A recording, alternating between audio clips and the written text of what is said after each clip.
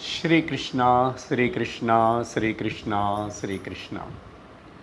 गुरुर्ब्रह्मा गुरुर्विष्णुः गुरुर्देवो महेश्वरः गुरुः साक्षात् परं ब्रह्म तस्मै श्री गुरवे नमः। तस्मै श्री गुरवे नमः। हरि ओम तत्सत्। श्री गुरुगीता 87வது श्लोकम्। ईश्वर उवाच सप्तसागरपर्यन्तं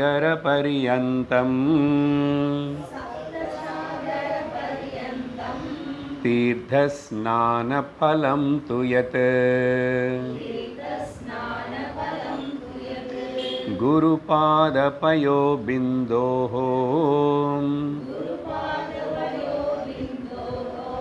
सहस्रांशेन तत्फलम्।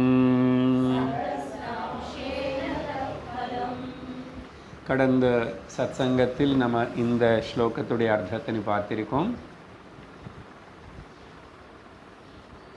7 சமுத்திரங்களுக்குள்ள போய் குளிச்சிட்டு பல நதிகளுக்குள்ள தீர்த்தமாடி என்னென்ன புண்ணியம் வருமனே புராணங்கள் உள்ள சொல்லப்பட்டதோ அதுக்கு மீறி மிஞ்சி 1000 மடங்கள் ஜாஸ்தியாக இவனுக்கு பலன் கிடைக்கும். யார் குருவுடைய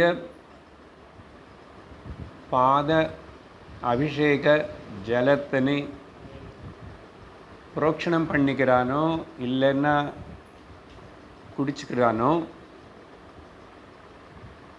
அது புரோக்ஷணம் பண்ணணுமா, ஜலத்தினை வாயில் எடுத்துக்கிட்டு தீர்த்தமாக எடுத்துக்கணுமா, அது என்ன பண்ணணும், அது எதுவுமே சொல்லலை. இந்த எக்ஸ்பிரஷன் ஆல்ரெடி 2-3 இடத்துல இது வந்துகிட்டே இருக்கு. இதுக்கு ஒரு தனிப்பட்ட பாவம் அர்த்தம் சொல்லணும்னு சொல்லி கடந்த சத்சங்கத்தில் முடிவு செஞ்சோம். ஒன்று குரு பாதங்கள். சரியா? இந்த குரு பாத பயஹா பிந்தோஹோ.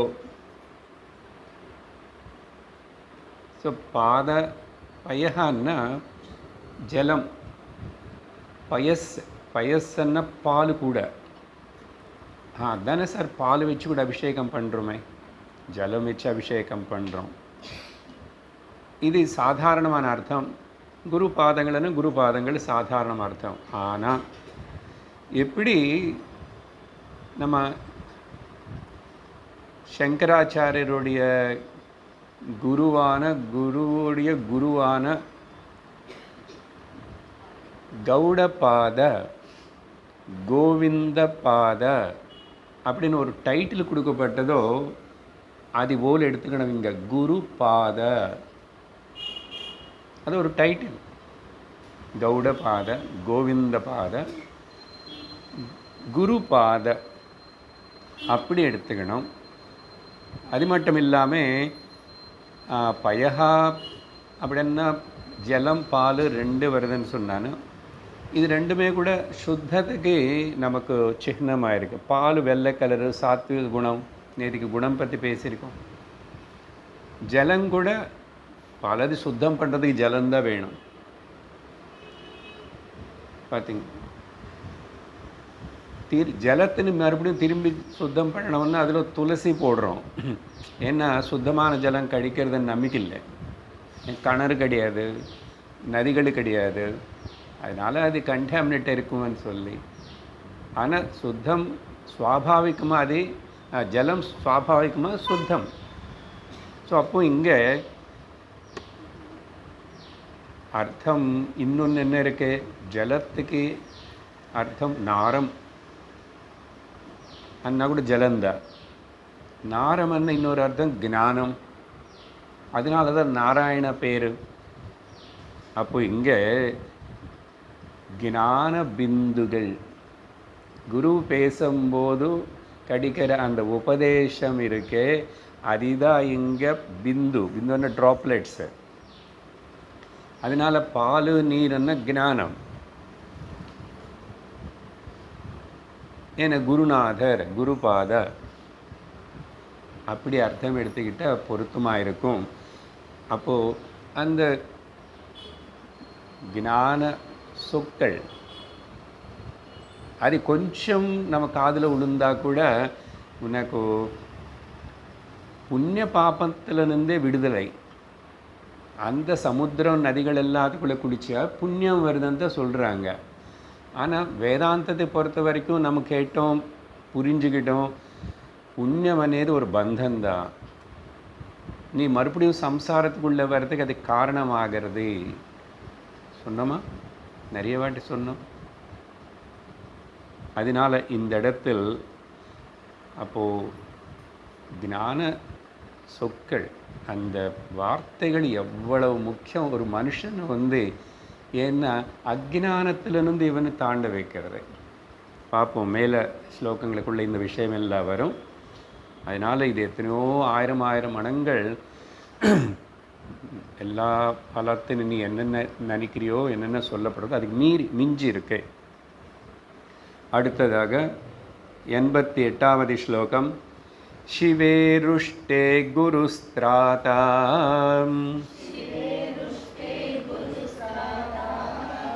குரௌருஷ்டேன கஞ்சனா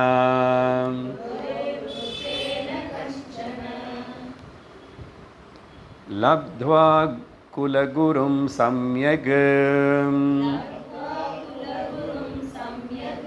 குருமேவ சமாஸ்ரயேத்.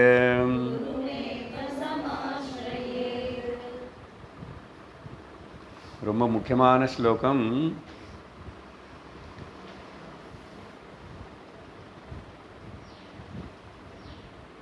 சிவனுக்கு கோபம் வந்தால் குருவு காப்பாற்றுவார். குருவுக்கு கோபம் வந்தால் யாரும் காப்பாற்ற முடியாது. இங்கே சிவன் பேசுறது சிவன் தான். அர்த்தம் என்னென்னா கடவுள். பல தேவதைகள் இருக்காங்க இல்லையா? பல தேவதைகள் எல்லாரும் கோபம் வருமா? நாக தேவதைக்கு கோபம் வந்துச்சு. அதனால் அதுக்கு போய் சாந்தி பண்ணிக்கணும். எங்கே? காளஹஸ்தியில் போய் பண்ணிக்கணும். சனி தேவதைக்கு கோபம் வந்துச்சு. சரி, சிவனுக்கு கோபம் வந்தால் குரு காப்பாற்றுவார் ஒன்று. ஆனால் குருவுக்கு கோபம் வந்தால் ந கஷ்டன திராத்தா ந கஷ்டன, ஒன்று காப்பாற்றுறதுக்கு கரையிறதுக்கு யாருமே கிடையாது. அப்படின்னு அர்த்தம். இங்கே கோபமனே நம்ம எடுத்துக்கூடாது. பக்தியில் பகவானுடைய தரிசனம் கிடைச்சது, பகவான் வரம் கொடுத்தாரு. எத்தனை பேருக்கு தரிசனம் கிடைச்சது, எத்தனை பேர் வரம் கொடுத்தாரு. அவங்க எல்லாரும் ஞானம் அடைஞ்சு மோட்சம் அடைஞ்சாங்களோ? அப்படி அடைஞ்சிருந்த ராட்சசர்கள் எல்லாரும் அடைஞ்சிருக்கணும், அடையலை. ஏன்னா அவங்க கேட்கலை. அதனால கேட்கலன்னா கடவுள் கூட யாருக்கு ஞானமும் மோட்சம் கொடுக்கறது இல்லை. நீ கேட்கல இல்லை, உனக்கு வேணுமென்னு அது தெரியணுமே. இல்லை, கோபம் அந்த விதத்தில் எடுக்க. முதல் விஷயம், குருவுக்கு கோபம் வராது. கோபம் வந்தது போல் வெளியில் காட்டினாலும் நீ பார்த்தா கூட அது ஹிருதயத்தில் வந்த கோபம் இல்லை. உனக்கு ஏதோ ஒரு பாடம் சொல்லி கொடுக்கறதுக்காக காட்டப்பட்ட ஒரு சின்ன காட்சி தான். அது மட்டும் இல்லை, இந்த மன்னிக்கிற குணம், ஏற்றுக்கிறத குணம், அக்செப்டன்ஸ் ஒரு ஞானிக்கு, மகாத்மாவுக்கு இருக்கிற அளவுக்கு வேறு யாருக்கும் இருக்காது. அதனால தான் யோகிகளுக்கு கூட இந்த இந்த இது இருக்காது, ஞானிக்கு இருக்காது. ஏன்னா அதனால தான் யோகிகளுக்கு கோபம் வரும். நிறைய தபஸு செஞ்சவங்களுக்கு சுவாமிஜி அடிக்கடிக்கு என்ன சொல்லுவார், இந்த தபஸு செஞ்சவங்களுக்கு எல்லோரும் ரொம்ப எப்பவுமே ரஜோகுணத்தோடு இருப்பாங்க. என்ன சாதிச்சாங்க தபஸுனால. அதனால தான் அந்த தபஸ்விகள் சாபம் கொடுக்கறது பார்ப்போம். தவிர பிரம்மஜானியான சத்குரு சாபம் கொடுத்தாரு, ஒருத்தனை திட்டாரு, வீணா போ சொன்னார், நாசனமாயிப்போன்னு சொன்னாருன்னு ஒரு இன்சிடெண்ட் கூட எங்கேயுமே இருக்காது. அது மட்டும் இல்லை, ஆனால் பல இன்சிடெண்ட்ஸு புராணமாவது வேறு லைவ் ஹிஸ்ட்ரிஸ்லாவது பார்க்குறோம். துளசிதாஸ் அவருடைய ராமச்சரித்த மானசத்திலும் இந்த மாதிரி ஒரு எபிசோடு எழுதுறாரு. ஒரு சிவபக்தன், அவனுக்கு சிவன் மேலே ரொம்ப பக்தி, அவனுக்கு குருவும் இருக்கா. ஆனால் இன்னும் துவைத்த ஏகரூப பகுரூப பக்தியில் இருக்கான். குருவனே நம்புகிறான், அப்பப்போ போவான், கேட்டுக்குவான், எல்லாத்தையும் செய்கிறான். அதான் குரு கிட்ட போனதுனால உடனே ஒருத்தனை இந்த துவைத பக்தி, விசிஷ்டாத்வைத பக்தி, ஏகரூப பகுரூப பக்தியிலிருந்து தாண்டி அரூப பக்திக்கு வருவான் சட்டுன்னு అనేది நம்பிக்கை இல்லை, கேரண்டி கிடையாது. அப்போ அந்த கதையில் என்னன்னா, அவனை ஒரு கோவிலில் உட்காந்துட்டு அவனுடைய பிரார்த்தனை அதெல்லாம் படிக்கிறது, இது படிக்கிறது, சிவனை பற்றி நிறைய இருக்குல்ல, அதெல்லாம் படிப்பான், செய்கிறான். அன்றைக்கி அங்கே குரு வந்தார் அந்த கோவிலுக்கு. குரு அவன் குருவுக்கு கொடுக்க வேண்டிய மதிப்பு அதை கொடுக்கல. அந்த மாதிரி இடத்துல ஒருவேளை குரு வந்தாருன்னா, நீ சுவாமிக்கு போய் நமஸ்காரம் பண்ணுறதுக்கு முன்னாடி முதல்ல குருவுக்கு நமஸ்காரம் பண்ணணும். ஏன்னா அந்த குரு தான் பிரம்மா ஈஸ்வர விஷ்ணுன்னு சொல்லி, அதுக்கப்புறம் உனக்கு அந்த சுவாமி இனி அப்புறம் உனக்கு புரிய வைக்கணும், காட்டி கொடுக்கணும்னா புரிய வைக்கணும் அப்படின்னு சொன்னால் இவரோட உபதேசம் தவிர உனக்கு வேறு வழி கிடையாது. ஆனால் இவனை நான் ரொம்ப பக்தனும் சிவன் அப்படின்னு சொல்லிட்டு அவருக்கு நமஸ்காரம் பண்ணல, ஏந்திரிச்சு நிற்கல, ஏதோ ஒரு அகௌரவமாக பார்த்தேன். இது பார்த்து சிவனுக்கு ரொம்ப கோபம் வந்துச்சு. ஏன் குருகிட்ட பற்றி பேசுகிறாரு இல்லையோ சிவன், கோபம் அவனை செபிச்சிட்டார். பாருங்கோ, சிவன் செபிச்சிட்டான். அப்போது குரு கருணையோட சிவபெருமானுக்கிட்ட மறுபடியும் பிரார்த்தனை பண்ணி அவனுடைய சாபத்தின்னு கொஞ்சம், ஏன்னா சிவன் சாபம் கொடுத்தா அது ஏதோ ஒரு கொஞ்சமாவது தாக்கணும், அது வீணாக போகாது அப்படின்னு புராணங்களுக்குள்ளே சொல்லப்பட்டது. என்ன பயமாக இருப்பான். அப்போ மன்னிக்கணும், அவன் மன்னிக்கணும்.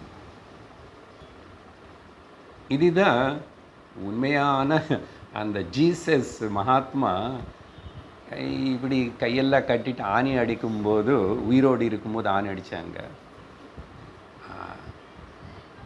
அவர் சொன்ன வார்த்தை சொல்லுவான், ஏதுனா தெரியும், அது இருக்கு. O Lord, please forgive them, they don't know what they are doing அப்படின்னா.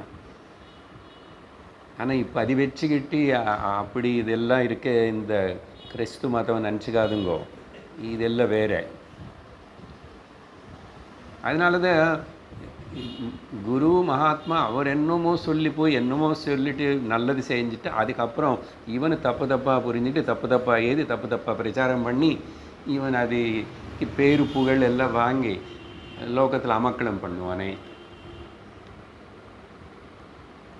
அப்போது சிவன் இந்த சாபத்துடைய பவர்னு குறைச்சிட்டாரமா அப்படின்னு துளசிதாஸ் எழுதுகிறார்.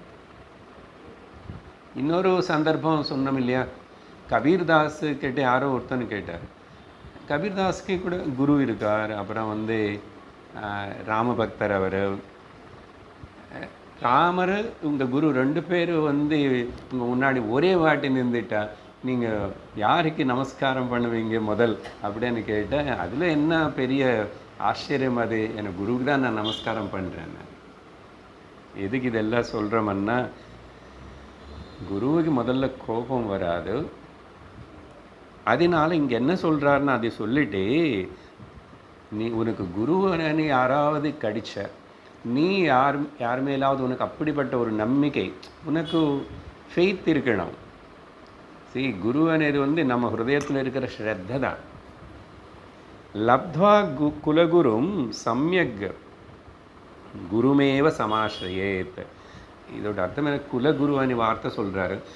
அப்படின்னா கண்டிப்பாக ஒரு மனுஷனுக்கு வாழ்க்கையில் இந்த மாதிரி தெய்வீக மார்க்கத்திலோ ஆத்தியாத்மிக మార్గத்திலோ நமக்கு வழிகாட்டுறதுக்கு ஒரு குரு இருக்கணும் అనేది நிர்ணயம் ஆயிடுது. இப்போது எல்லாருக்கும் மாதிரி அப்படிப்பட்ட குரு கிடைப்பாருன்னா அந்த மாதிரி குரு உடனே கிடைக்க மாட்டார்.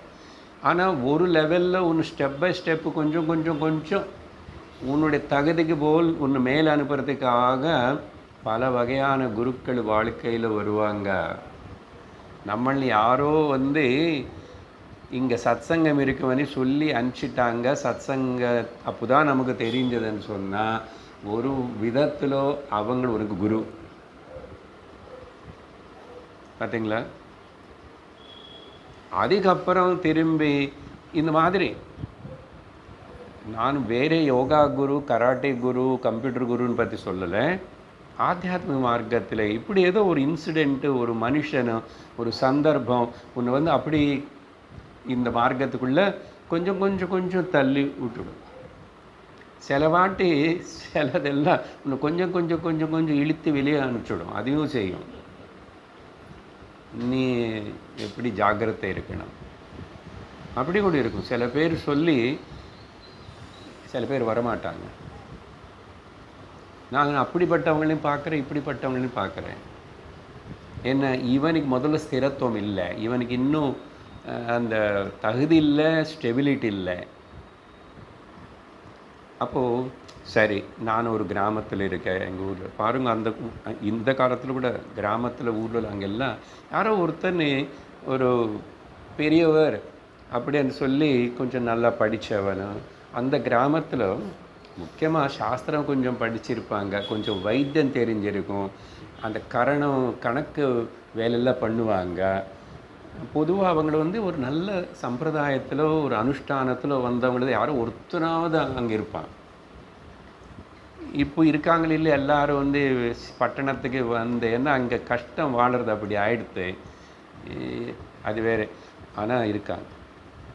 அப்போ அந்த ஊர் மக்களுக்கு அவங்களுக்கு சுவாமி சுவாமின்னு சொல்லிட்டு தினந்தோறும் அவங்களும் எப்பவுமே வாசல் தின்னல உட்காந்துட்டு யார் வந்தாலும் சரி ஒரு 5 நிமிஷம் உட்காரன்னு சொல்லி எல்லாருக்கும் பதில் சொல்லி சின்ன சின்ன பிரச்சனைகள் தான். குழந்தைக்கு உடம்பு சரியில்லை, அப்புறம் இது முகூர்த்தம் வைங்கோ, ஜாதகம் பாருங்கோ, இதெல்லாம் பார்க்குறாங்கன்னா அவங்க எல்லாரும் அந்த வித்தியை தெரிஞ்சிருந்து காசுக்காக பண்ணல. இது புரிஞ்சுக்கணும்.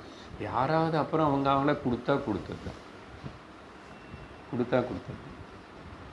எனக்கு தெரிஞ்சு எங்கள் அப்பா வைத்தியர், எனக்கு தெரிஞ்சு இல்லை இன்சிடென்ட். எங்கள் அப்பா வைத்தியர். நான் சின்ன வயசுலேருந்து பார்ப்பேன்.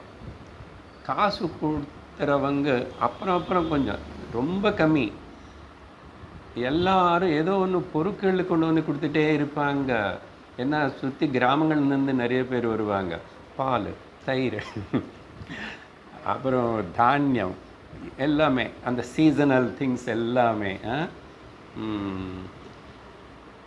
சோளம் அது வருமே, அதெல்லாம் பலதெல்லாம் வரும். எங்களுக்கு ரொம்ப ஜாலியாக இருக்கும். எல்லாம் சாப்பாடு சிலது ரெடிமேடாகவே வரும். புதுசாக பால், இது பசுமாடு கண்ணுக்குட்டி போடும். அடிக்கடிக்கு ஒரு வாரத்துக்கு ஒரு நாளாவது அந்த பால் வரும். அது என்ன சொல்லுவீங்க நீங்கள் தமிழில்? நல்லா இருக்கும் இல்லையா? எங்கே கிடைக்கும் இங்கே? எனக்கு திடீர்னு ஞாபகம் வந்துச்சு. எப்போ பார்த்தா வீட்டில் எக்கச்சக்கமாக சாமான் அவங்க கொடுத்தது, வாங்கிறது ரொம்ப கம்மி. இவர் கூட அப்படி தான் பணம் கேட்கல. அவங்க என்ன கொடுத்தான்னு கொடுத்துட்டு இவர் தெரிஞ்சது வைத்தியம் பண்ணிட்டு அப்படி வாழ்ந்தாங்க. அப்போது அவங்களுக்கு கண்டிப்பாக அந்த கிராமத்தில், அந்த ஊரில் அந்த மக்களுக்கு தெய்வம் போல். ஸோ அப்படி தான் வழிகாட்டி. சில வாட்டி நல்ல விஷயங்கள் சொல்லுவாங்க, கடவுளை பற்றி சொல்லலாம், மந்திரோபதேசம், தீட்சை கொடுக்குற குரு சில பேர் இருக்கலாம். அதனால் இங்கே குலகுருன்னா ராமர் இக்ஷ்வாகு வம்சத்துடைய குலகுரு வசிஷ்டர் இல்லையா? அப்புறம் கிருஷ்ணர் அவங்க ஃபேமிலியில் இங்கே பிருந்தாவனத்துக்கு வந்ததுக்கு அப்புறம் கோகுலத்துக்கு கர்கர், அப்புறம் சாந்தீபகனை போட்டார். இப்போ சின்ன வயசில் பேர் வச்சது எல்லாம் செஞ்சது கர்கர், அப்புறம் படிக்கிறதுக்கு போனது சாந்திபனி. இப்படி ஒரு குரு இன்னொரு குரு. ஆனால் இது இப்படி நமக்கு சிலது உதவும். அதனால் ஒரு குரு குலகுரு கிடைச்சா யார் மேலே உனக்கு கொஞ்சம் தெய்வீ பாவம், விஸ்வாசம், ஸ்ரத்தா, பக்தி இருக்கின்றனதோ அவங்கள நல்ல ஆசிரியை, குருவின் ஆசிரியை, சமாசிரியத்தை சமயக் ஆசிரியை நம்பிக்கையோட இருந்து கேட்டு தெரிஞ்சுக்கோ. இன்னும் சிலது இப்படி நிறைய பேர் நம்ம சமுதாயத்தில் அந்த மாதிரி குருவாக பல பேருக்கு 10 பேருக்கு உபயோகப்படும். குருவன் என்ன 10 சமுதாயத்தில் நிறைய பேருக்கு நல்லது சொல்லணும்.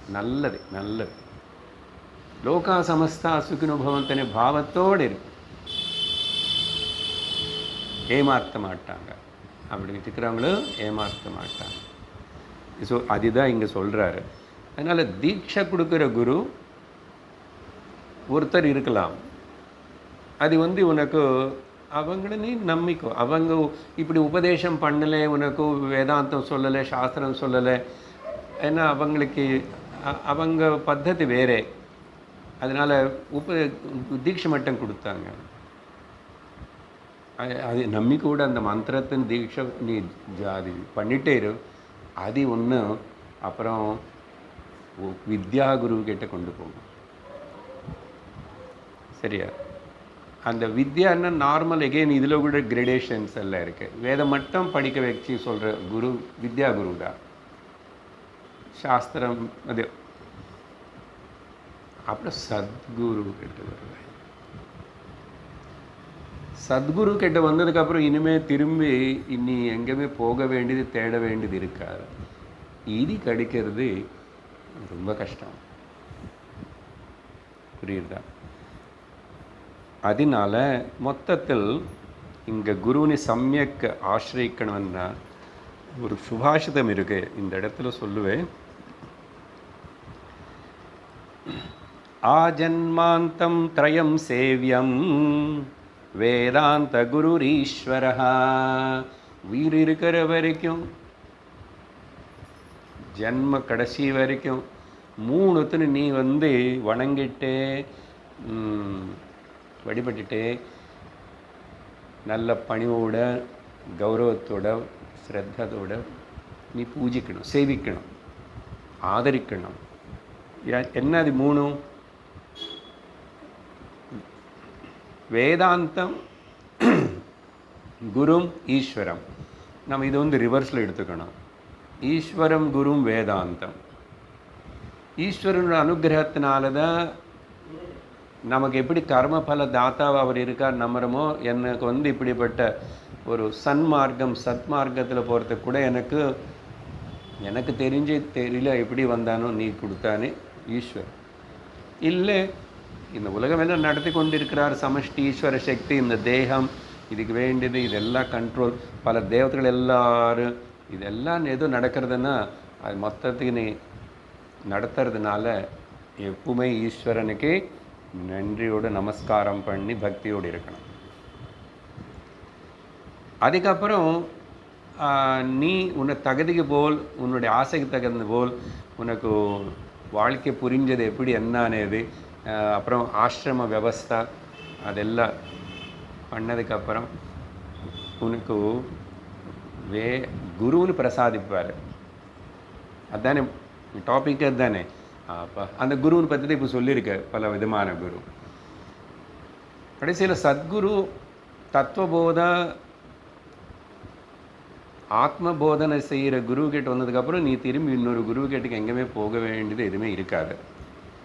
அது ஏற்படாதனால தான் நிறைய பேர் அங்கங்கே போயிட்டே இருப்பாங்க. அப்படி போகிறது தவறு இல்லை. ஒரு ஸ்லோகம் இப்போ அடுத்த ஸ்லோகத்தில் அதுதான் வரப்போகிறது. ஆனால் போகலாமா போகக்கூடாதா என்ன அது அங்கே பார்க்குறோம். இப்போ இங்கே ஆஜன்மாந்தம் த்ரயம் சேவியம் ஈஸ்வரம் குரும். குரு என்ன சொல்கிறார்? அதுதான் சொன்னார். தீட்சை மட்டும் கொடுத்தாருன்னு இல்லை, விபூதி கொடுத்தாரு, ருத்ராட்ச மாலை கொடுத்தாரு, இல்லை தலைமையில் கை வச்சு ஆசிரம், அது இல்லை. வேதாந்தத்தின்னு டீச் பண்ணணும், சாஸ்திரத்தின்னு டீச் பண்ணணும். அப்போது அந்த குருனால் எனக்கு வேதாந்தம் கிடைச்சது, சாஸ்திரம் கிடைச்சது போத உபதேசம்.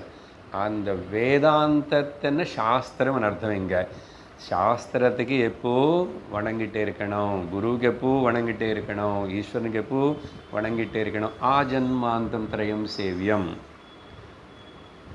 இதில் 2 பாயிண்ட் அடுத்த வரியில் சொல்லப்படுறது. முதல்ல எதுக்கு நான் பண்ணணும் வாழ்க்கையில்? ஃபஸ்ட்டு ஆதௌ ஞானாப்தயே பஷாத். முதல்ல ஞானம் வர்றதுக்காக, ஈஸ்வரா எனக்கு ஞானம், அந்த ஞானம் எனக்கு உபதேசம் பண்ணுற குருன்னு பிரசாதம் பண்ணணும். அந்த குரு சரியாக சொல்கிறபடி எனக்கு அதையும் நீ தான் ஏற்பாடு பண்ணணும். எனக்கு தெரியாது.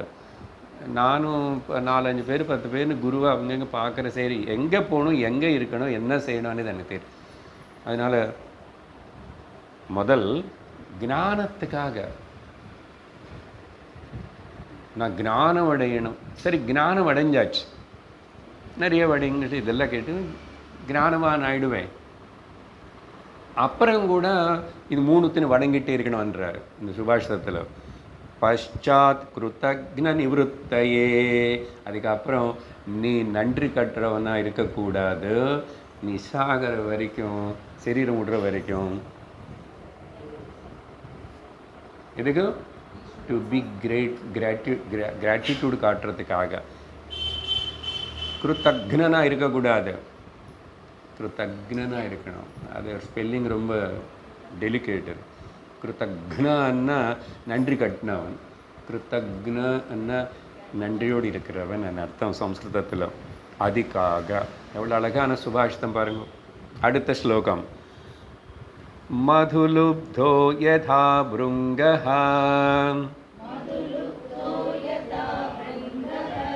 புஷ்பாத் புஷ்பாந்தரம் व्रजेत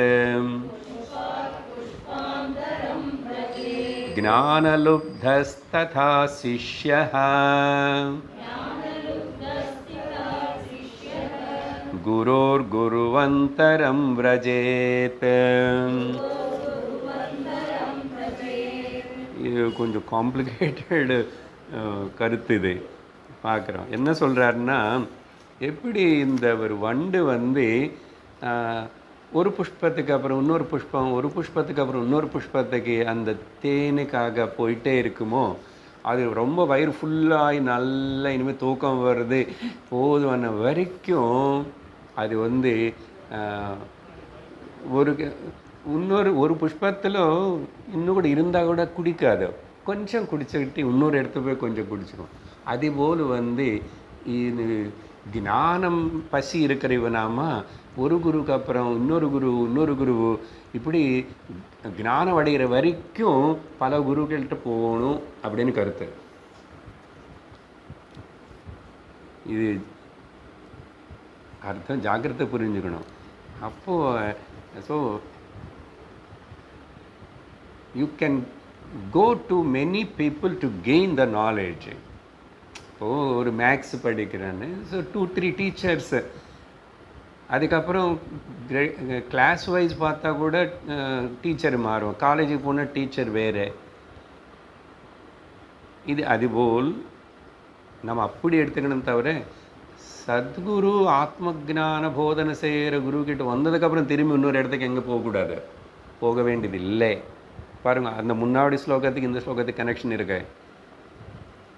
அப்போ இது ஜாக்கிரதை புரிஞ்சுக்கணும். இங்கே ஒரு குருவுக்கு அப்புறம் இன்னொரு குருவுக்கிட்டன்னு இல்லை. ஆனால் அதில் என்ன சொன்னார், ஞானம் அடையிற வரைக்கும் கருத்து கிளாஸ் போடுறார். ஞான லுப்தஸ்ததா. லுப்தன்னா கஞ்சூஸ், நம்ம கஞ்சம். இன்னும் ஞானம் அடையணும், இன்னும் அடையணும்.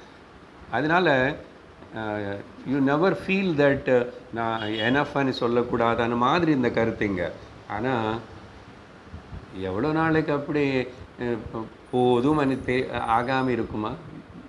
நெறிஞ்ச ஒரு திருப்தி வராதோ? நாரத பக்தி சூத்திரத்தில் நேற்றுக்கு சொன்னானே, யத்லப்த்வா புமான் சித்தா பவதி அமிர்தா பவதி திருப்தோ பவதி. இது அதுக்கப்புறம் இன்னும் திரும்பி you must be always eager to லேர்ன்னு சொல்லி பொதுவாக சொல்லலாம். யூ நெவர் ஃபீல் டயர்டு இங்கே அர்த்தம். இது மாதிரி சத்குரு ஆத்ம வித்யா கிட்ட வந்ததுக்கப்புறம் இப்படி கொஞ்சம் நாளில் கேட்டுட்டு அப்புறம் இன்னொரு குரு கெட்டு போகட்டுமா?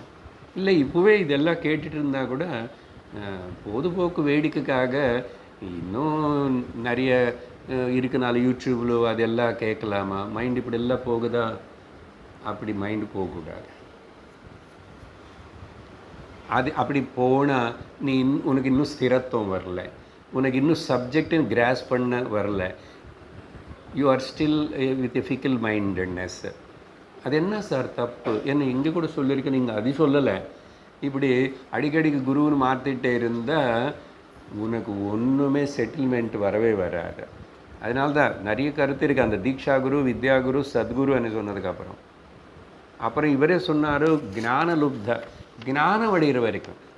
ஞானம் வந்ததுக்கப்புறமோ இல்லை, இங்கே ஞானம் கிடைக்கிறதே இது நான் தான் எவ்வளோ வாங்கிக்கணும், எவ்வளோ எஸ்டிமேட் பண்ணிக்கணும்னு நானும் முயற்சி பண்ணது தவிர, அந்த வண்டு உதாரணம் சொன்னதுனால அப்படி போயிட்டு இருக்கக்கூடாது.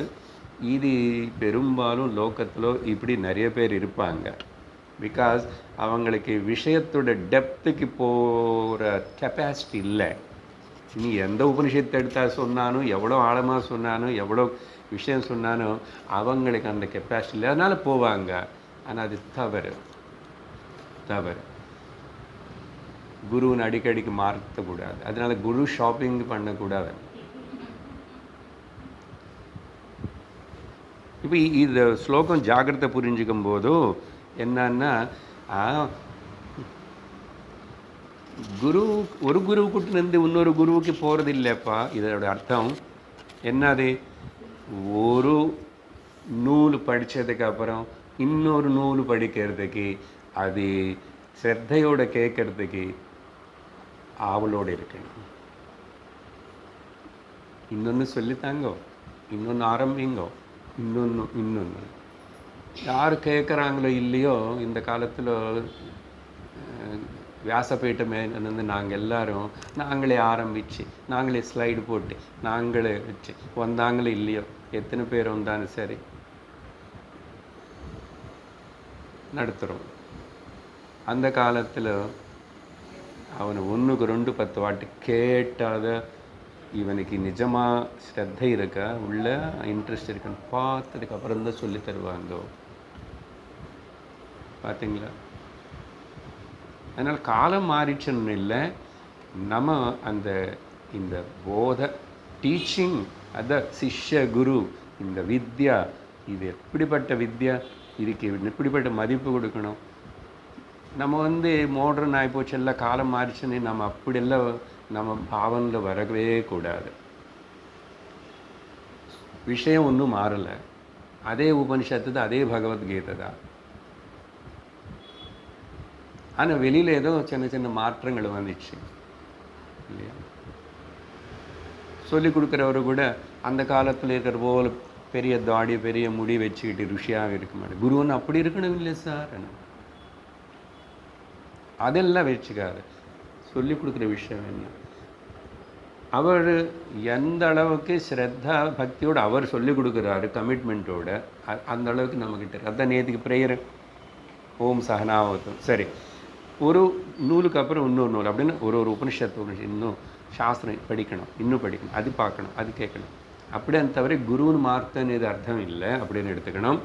அதுக்கப்புறம் இல்லை, இன்னும் சிம்பிளாக சொல்லணும்னா, இந்த ஆத்தியாத்ம வித்யை உனக்கு கொஞ்சம் கொஞ்சம் கேட்டுகிட்டே இருக்கப்புறம் வாழ்க்கையில் வர எல்லா எக்ஸ்பீரியன்ஸ்லேருந்து நீ பாடம் கற்றுக்கணும். இது சுவாமிஜி சொல்கிற சிம்பிள் கருத்து. Learn a lesson from every experience of your day to day life.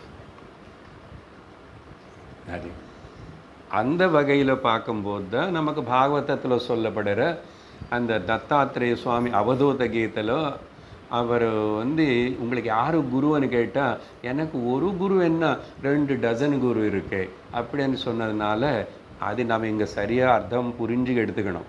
Our 2 dozen குருன்னு சொன்னது சத்குருன்னு சொல்லலை. அவர் பாம்பு கெட்டன்னு கற்றுக்கிட்ட, அதுக்கப்புறம் வண்டு கெட்டன்னு கற்றுக்கிட்ட, பறவை கெட்ட, மீன் கெட்டன்னு, இப்படியெல்லாம் சொல்லி ஒரு 24 உதாரணம் கொடுத்தாரு.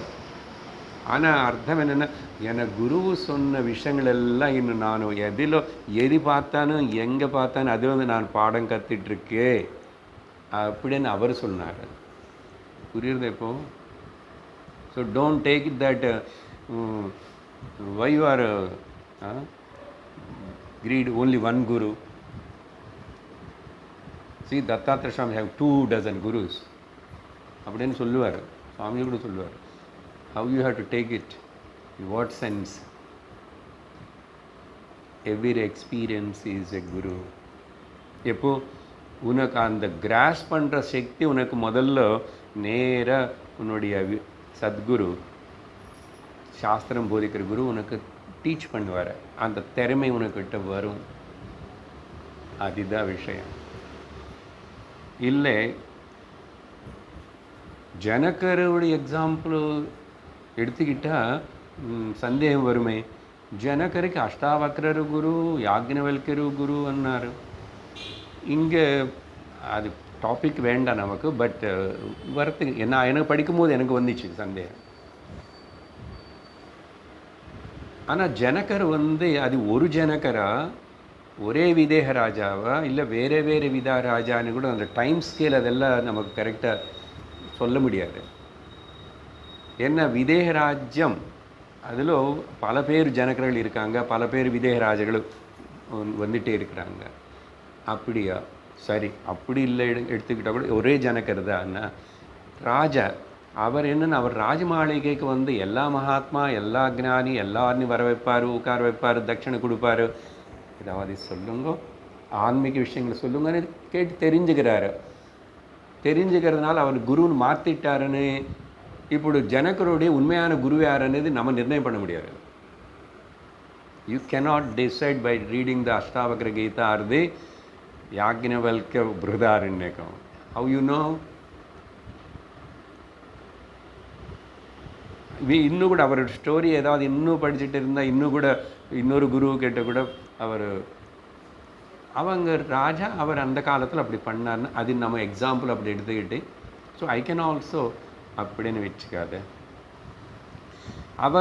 அவர் மனசில் ஒருத்தனை குருவாக வச்சுட்டு அந்த குருக்கிட்ட அந்த உபதேசம் கிடைச்சதுக்கப்புறம் அது அந்த குரு எல்லா நாளும் எப்பவுமே என்னை முன்னாடி உட்காந்து சொல்லி தர முடியாது, நானும் அங்கே இருக்க முடியாது. ஆனால் சாந்தர்பிகமாக யாரோ சந்தித்தோன்னா அந்த சமயத்தில் ஒரு ஏதாவது உபதேசம் சொல்லி உட்காரலாம், தப்பு கிடையாது. கேட்கறதுனால அவங்க ஏதாவது சொன்னேன். ஆனால் அதுக்கப்புறம் நான் உடனே பார்ட்டி கட்சி மாற்றுறேன்னு சொல்லிட்டு இனிமேல் இந்த குரு வேண்டாம் அந்த குரு இப்படி இல்லை, இப்படி பண்ணக்கூடாது, பண்ண மாட்டாங்க. இதெல்லாம் ஏதாவது நடக்கிறதுனா உனக்கு இன்னும் அந்த சத் பாவனா, சத் மார்க்கம், சத் விஷயம் அது உன் ஹிருதயத்தில் இன்னும் விகசிக்கலைன்னு அர்த்தம். விகசிச்சாச்சுன்னா நீ எங்கோ சக்க. அதனால தான் கம்பல் பண்ணல. இப்போ இது புரியறதில்லை, இப்போ ஏதோ யாருக்கிட்டையோ சாஸ்திரம் கேட்டுட்ருக்கோம், படிச்சுட்டு உனக்கு அந்த ஒரு நல்ல கன்விக்ஷன் வர வரைக்கும் ஃபர்ஸ்ட் ஆஃப் ஆல் அந்த குரு அவைலபிளாக இருக்கணும். ரொம்ப வருஷம் டீச்சிங்கு கிடைக்கணும். இது எல்லாமே கூட கஷ்டம்தான் இந்த காலத்தில். குரு இருக்காரு, டீச்சிங் கிடைக்கிறது, ஆனால் நான் அவைலபிளாக இல்லை. ஏன்னா நம்ம எல்லாம் எடுத்துக்கிட்டேன். நம்ம ஆசிரமத்தில் குரு கிட்ட போய் இருந்து அப்படி படிக்கிற ஆள் இல்லை. நம்ம எல்லோரும் கிரகஸ்தரால் இருந்து படிச்சுக்கிட்டு இப்படி இருந்து தான் நம்ம முன்னேற வேண்டியிருக்கு. So many things are there. இன்னும் இதில் டிஸ்கஸ் இந்த அளவுக்கு புரிஞ்சுக்கிட்டால் போதும். அந்த வகையில் அடுத்தது 90வது ஸ்லோகம். வந்தே குருபதத்வந்த்வம் வாங்மனோதீதகோச்சரம் ஸ்வேதரக்தபிரபாபின்னம் சிவசக்தியாத்மகம் பரம்.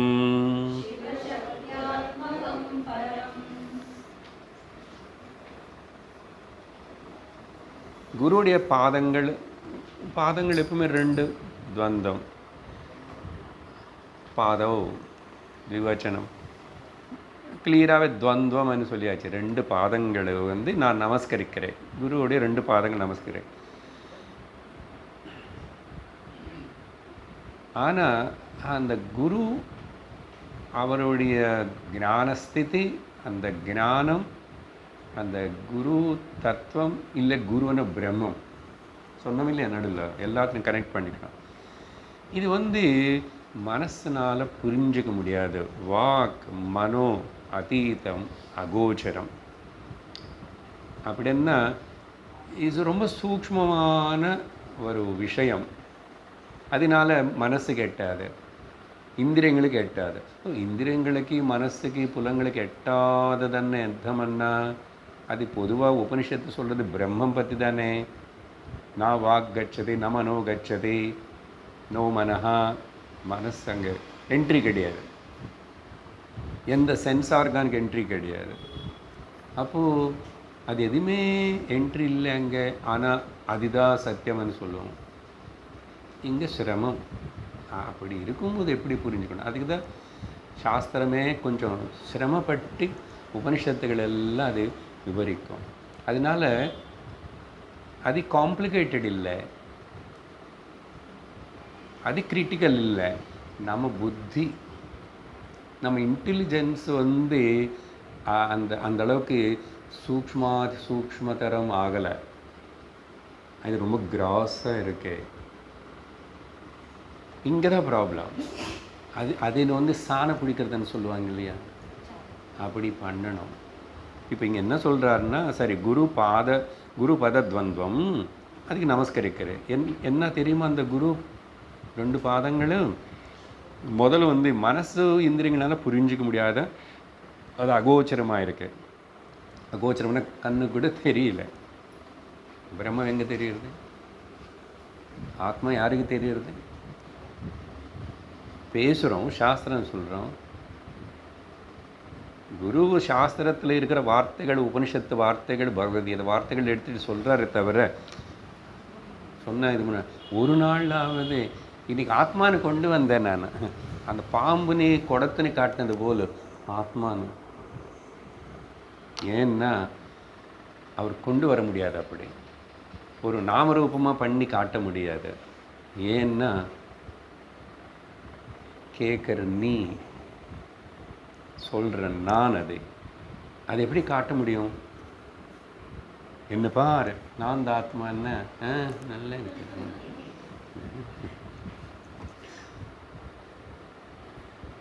ஆனால் தைரியமாக வாசப்பட்டு வந்து ஆம் த சொல், நான் ஆத்மா, சிவோகம் சிவோகம்னு இவர் சொல்லிட்டே ரொம்ப தைரியமாக.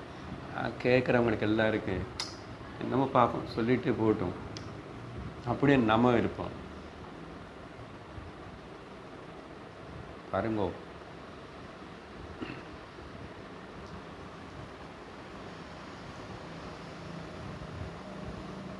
இதுக்கு பேர் தான் கம்ப்ளீட் டோட்டல் அட்டென்ஷன், அலர்ட்னஸ்.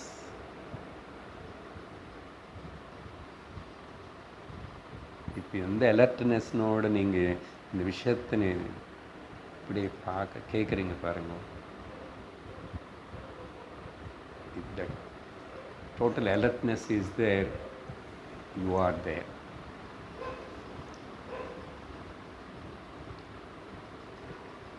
திரும்பி என்ன சாம்ராஜ்யம் பிடிக்க போகிறேன், குரங்கு போல் திரும்பி அலர்ட்னஸ் போயிடுறேன்.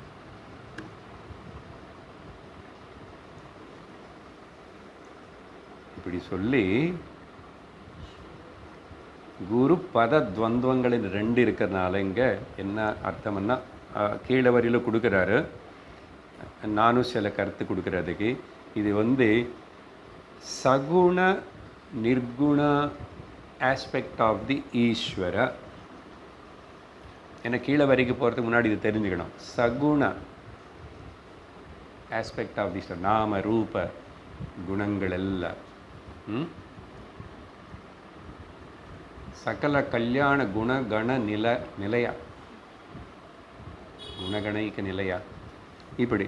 ஸோ சகுண நிர்குண ஆஸ்பெக்ட் 2 இல்லை. என்ன சொல்லணும்னா, யாரது? ஈஸ்வரனுடைய சகுண பிரகிருதி புருஷ. இது ரெண்டும் பிரிக்க முடியாது. அதுதான் சிரமம். சத்தியத்தினை ஆத்மனை உணர்றதுக்கு நான் நானாவாக இருந்தேன் சார் இவ்வளோ சிரமப்பட்டுருக்கேன். பிரகிருதி புருஷன் ரெண்டுக்கு அர்த்தம் சொல்லிட்டுருக்கேன். ரெண்டு என்ன கீழே வரையில் அவர் சொல்கிறாரு, இது ரெண்டு ஒன்று வெள்ளை கலரு, இன்னொன்று சிகப்பு கலரு. ரொம்ப கிராஸாக சொல்கிறாரு. நான் அதை உங்களுக்கு கொஞ்சம் சட்டிலாக சொல்லிட்டேன். ஏன்னா ஸ்வேதன்னா வெள்ளை கலரு. வெள்ளை கலர் நிர்குண பிரம்மஸ்வரூபம், ஈஸ்வர ஸ்வரூபம். இந்த ரத்தம் అనేది ரஜோகுணம் ஆக்டிவிட்டி பிரகிருதி மாயைக்கு சேர்ந்தது. ஸோ ஸ்வேத ரத்த பிரபா ரெண்டு பின்னம்ன்றார். எப்போ சகுணம் பார்க்கும்போது இங்கே ரெண்டுமே பின்னமாக தான் இருக்கு இல்லையா? இதில் கான்ஷியஸ்னஸ் இருக்கு அண்ட் மேட்டரும் இருக்கு. கான்ஷியஸ் மேட்டர்னு ஃபிசிக்கலாகவோ வேறு இதமாகவோ செப்பரேட் பண்ண முடியாது. அதனால தான் கான்ஷியஸ் ஆஸ்பெக்டே சயின்ஸுக்கு ரொம்ப கஷ்டம். அது ஒரு அளவுக்கு எனர்ஜின்னு பேர் வச்சு உட்காந்துட்டான். வேதாந்தம் என்ன சொல்கிறதுன்னா, கான்ஷியஸ்னஸ் அண்ட் த மேட்டரு பிரிக்கிறதுன்னு என்ன, ஃபிசிக்கலாக பண்ணணுமா என்ன பண்ணணும், ஒன்றும் பண்ண வேண்டாம். intellectual cognition, cognition is itself is the வேலை முடிஞ்சதுன்னு அர்த்தம். நீ ஒன்றும் தலை அடிச்சுக்க வேண்டாம். பிரிக்கணும் எப்படி ஒன்றும் இல்லை, grasp it. அதனால் இந்த வித்யை ரொம்ப பெருமையான வித்யா. ஆனால் அதே சமயத்தில் சூக்ஷ்மாதி சூக்ஷ்மம். அதுக்கு நான் அப்போ எவ்வளோ நான் சூக்ஷ்ம புத்தியோடு இருக்கணும். கட்டோபனிஷத் சும்மாவாக சொல்லிச்சு, சூக்ஷ்மயா சூக்ஷ்ம புத்தி அக்ரயாத், வெரி ஷார்ப் இன்டலெக்ட்.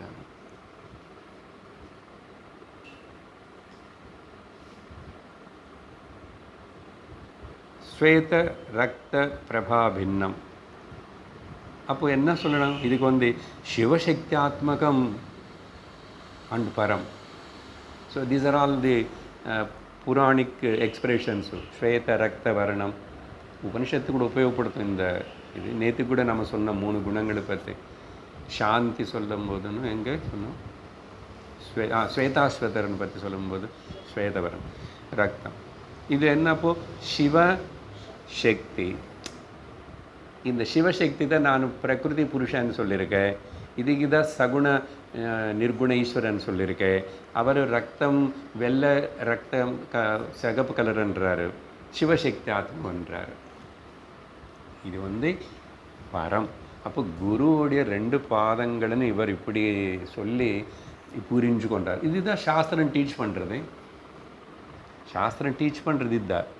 ஆனால் இப்போது பிரகிருதி புருஷ ரெண்டுத்திலும் 2 சமமா இல்லை, யார் மீனிங்கு, யார் கண்ட்ரோலர், யார் எஜமானி, அங்கே கேள்வி வரணும். அதுக்கு பதில் தெரியும் நமக்கு கொடுத்தாச்சு, பிரம்மம் புருஷன்தான். என்னுடைய சக்தி, என்னுடைய மாயா சக்தின்னா நான் இருந்தால் என்னோடய மாயா சக்தி. அது நான் அன்மேனிஃபெஸ்டாக வெளியே தெரியப்படுத்தாமல் வச்சுக்கலாம், வெளியே தெரியப்படுத்தலாம். இப்போது நான் பேசுகிற சக்தி இருக்குது. நான் பேசாமல் இருந்து நான் பேச முடியுமா எனக்கு தெரியும். புதுசாக யாரோ வந்தாங்க, நான் பேச்சு ஆரம்பிக்காத வரைக்கும் அவங்களுக்கு தெரியாது நான் என்ன பாஷையில் பேசுவேன். இப்போ அரைக்குறையான தமிழில் பேசுவார், எதுவுமே தெரியாதில்லை. அதில் இவருக்கு பேச தெரியுமா, ஊமையா? அதே போல் இவருக்கு பாட தெரியுமா, ஏதாவது எப்படி தெரியும்? நான் பாட ஆரம்பிச்சதுக்கப்புறம் தெரியும். அப்போ வரைக்கும் அன்மேனிஃபெஸ்டாக இருக்கு. அப்போது அது வியக்தப்படுத்தலாமா வியக்தப்படுத்தக்கூடாதுன்னது choice is mine. Yes or no?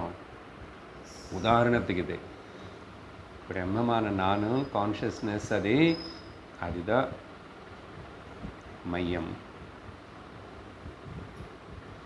அப்படின்னு சொல்லி. அதனால லலிதா சஹஸ்ரநாமத்தில் இந்த லாஸ்ட் பட் ஒன் மந்த்ரா ஓம் சிவசக்திக்கரூபிண்யை நமஹ అని வரும்.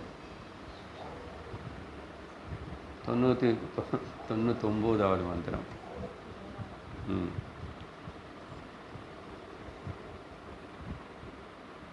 அது மட்டும் இல்லை, இன்னும் கூட அங்கே பல நாமங்கள் இருக்கு. சிவாயை நமஹ, சிவங்கரியை நமஹ, சிவமூர்த்தியை நமஹ, சிவதூத்தியை நமஹ. அப்படி இல்லை, இன்னொரு விதமாக சொல்கிறேன் இந்த கருத்து. நம்முடைய நினைவு ரஜோகுணம். ஓகே, இதுக்கு முன்னாடி வேறு கான்டெக்ஸ்டில் வேறு விதமாக சொல்லியிருந்தேன், அது அப்படி இருக்கட்டும்.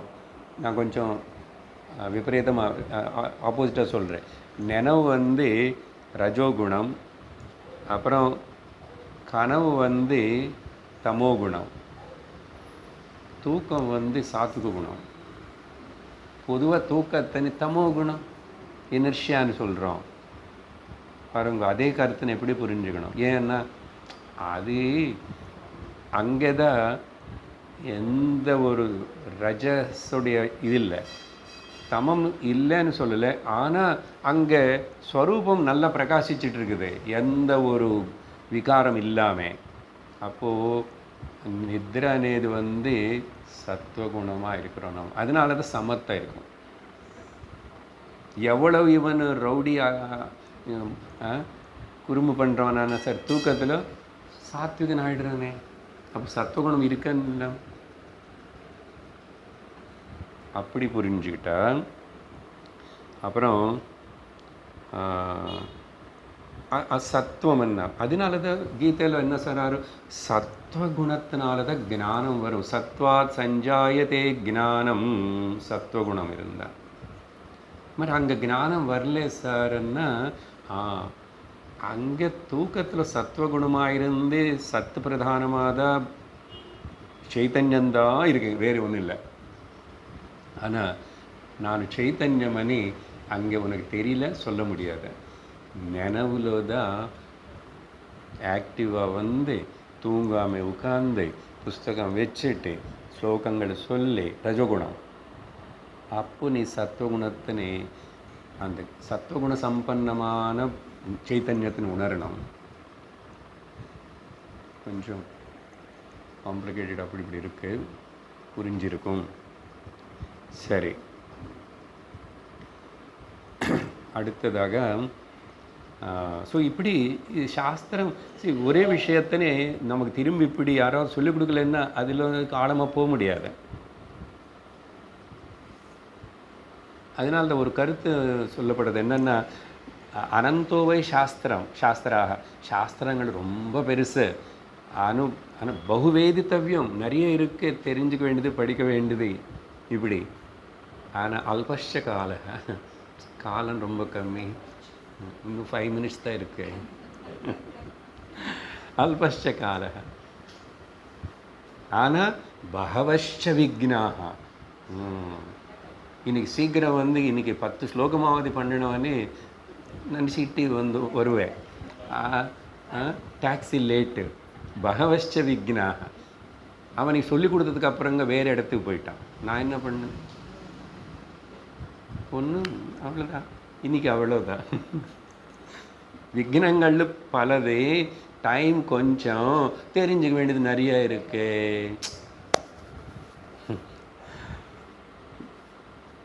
குகாரம் 91. குகாரஞ்ச குணாதீதம் ருகாரம் ரூபவர்ஜிதம் குணாதீதம் குணாதீதமரூபம் ச யோ தத்யாத் ச குருஸ்மிருதः.